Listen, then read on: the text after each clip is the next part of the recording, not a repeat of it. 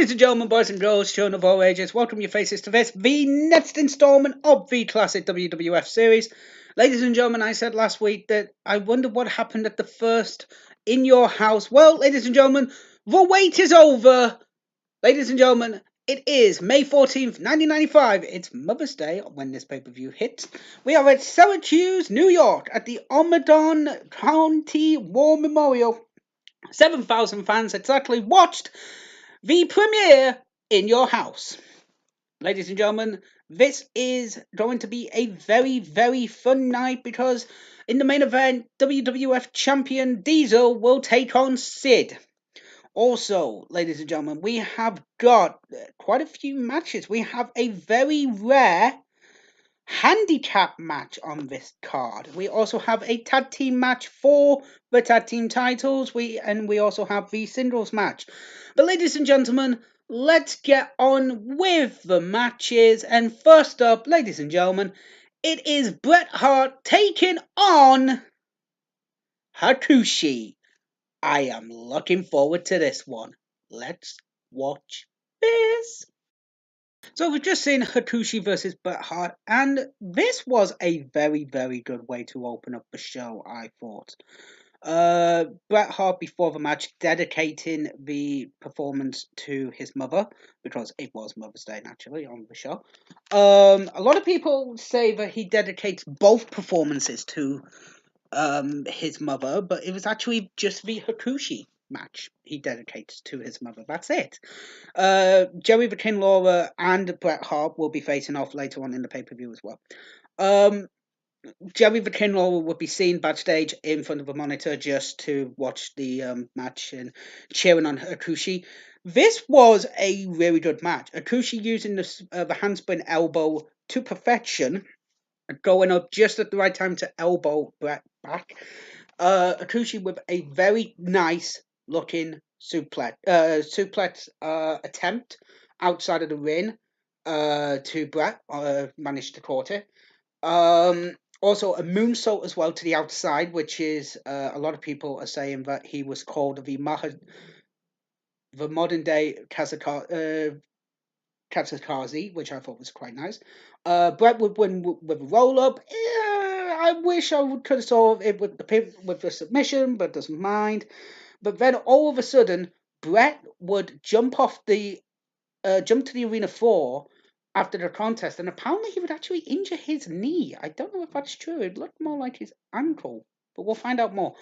Next up, I don't know what the match is next. I think it could be the handicap match with the 2-on-1 handicap match. So we'll find out. Okay, ladies and gentlemen, we've just seen the handicap match with Razor Ramon and Jeff Jarrett with the Roadie.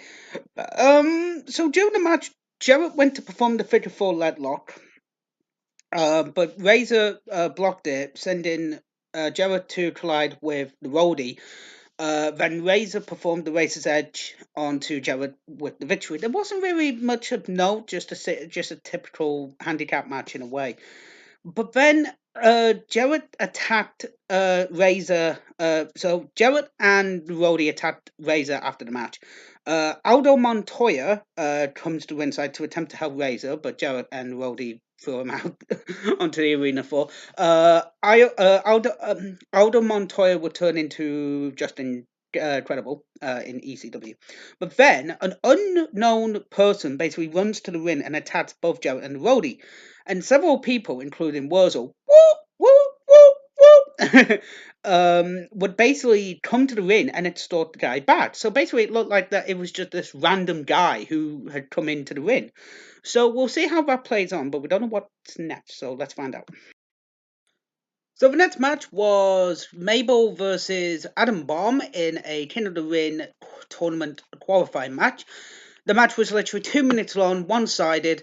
Well, not one-sided to a degree, but definitely was.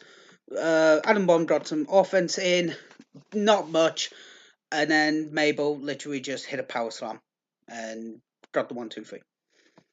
That's pretty much the next match. So let's find out what the next segment is. So we had a promo with Razor Ramon talking about his victory previously in the handicap match, and also introducing the WWF to Salvio Vega. I already know who this person was, but I just had to keep it going. Salvio Vega is the person who will be teaming with Razor for a little bit. We've just had Jerry Lawler come down to the ring to try and give an impromptu promo before his scheduled match with Bret Hart, declaring that he wanted his match with Bret to take place despite the injury, but Lawler was sent backstage by two people and was shown icing down his knee, which didn't really happen, but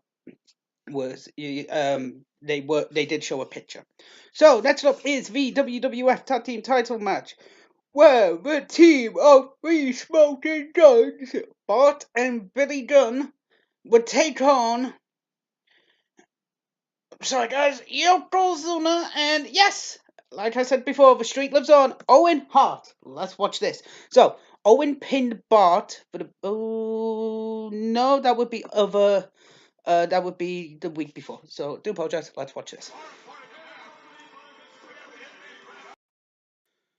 So we just had the WWF Tag Team Title match with Owen Hart and Yokozuna versus the Smoking Guns. Not a bad match. Could have been a lot worse. Quick and to the point.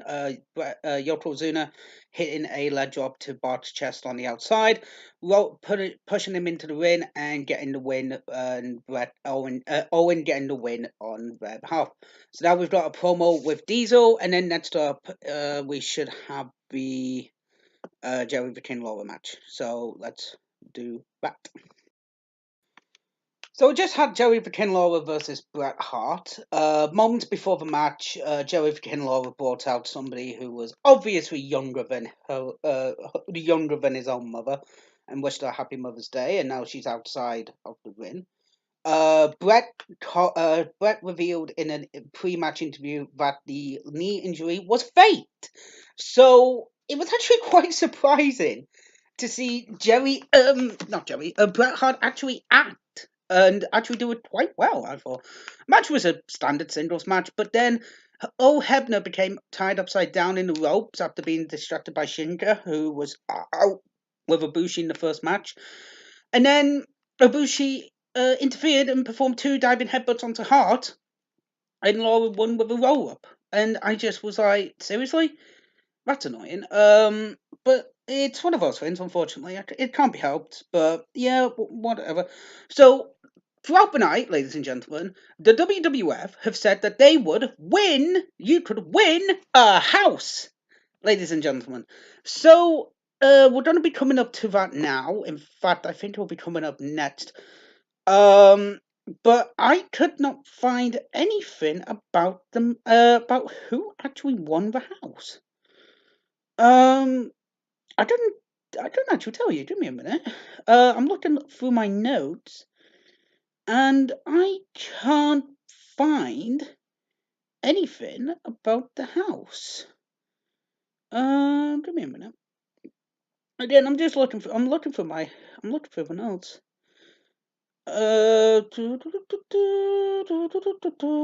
Sorry about this, everyone. I am looking through the notes.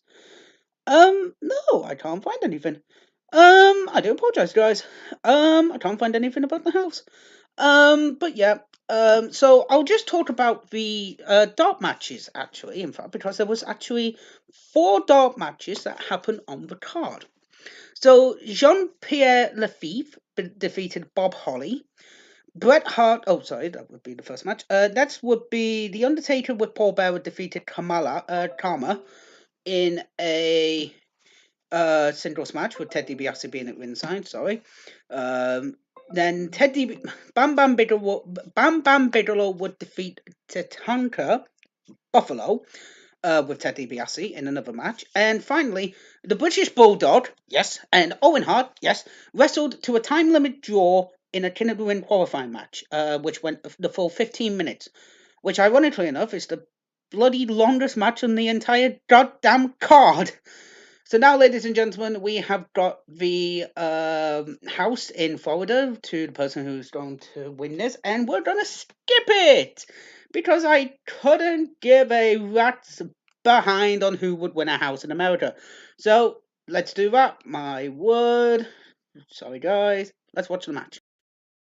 So we've just watched the Sid. I've just watched the Sid Vicious and Diesel match. Not too bad. A lot of hard hitting matches. A lot of submissions, basically to bring Diesel back to life. But unfortunately, Diesel performed a jackknife powerbomb on Sid, went for the pinfall, and Tatanka came out and attacked Diesel, which resulted in Diesel retaining the title via disqualification. Yay. Tatanka, Ted DiBiase, and Sid attacked Diesel. Sid attempted to hit a powerbomb, but Bam Bam Bigelow ran out to the ring, forcing the villains to go to the outside and leave the arena. So, yeah, not too bad of a show, but not the best way to finish up. So, what did this do? So, this pay-per-view garnered 332,000 buys, which is the equivalent to a 0.83 buy rate. Not too bad.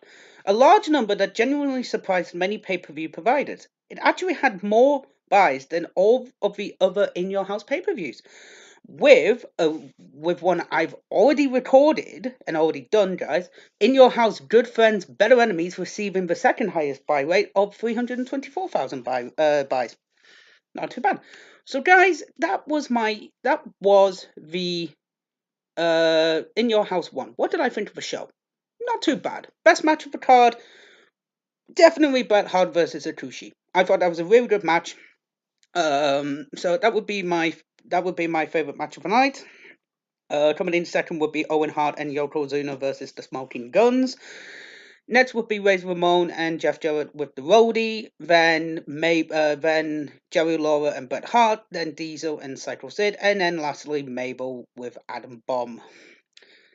Because that match was just terrible. Worst match of the night? Yeah, Mabel versus Adam Bomb. That was terrible and awful. So guys, thank you very much for watching this edition of the classic WWF series. Well, you know, I have a... Wait a minute, my phone's going off. Oh, okay, that's cool. Well, looks like I may have a royal engagement. Guys, thank you very much for watching. I hope you enjoy the rest of your day, and I will see you next week for the next episode of the classic WWF series. Catch you on the flip side, and stay safe.